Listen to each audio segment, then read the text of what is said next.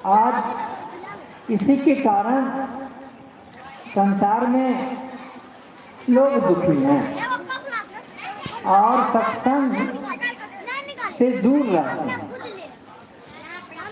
शिक्षा तो बहुत पा लेते हैं, डिग्रियां बहुत प्राप्त कर लेते हैं, लेकिन उसका उद्देश्य जो होना चाहिए वह नहीं हो पाता है। इसीलिए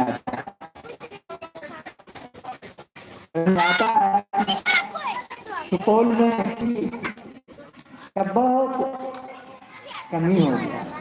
महिला में है, लेकिन पुरुष में कबीरपंथी नगण्य रह गए। हमारे इसके पदाधिकारीगण साल में एक बार आयोजन करते हैं और दूर से संत महापुरुष को बुलाकर, इसलिए उन लोगों को धन्यवाद है। हमारे पूर्व अध्यक्ष गुजर गए,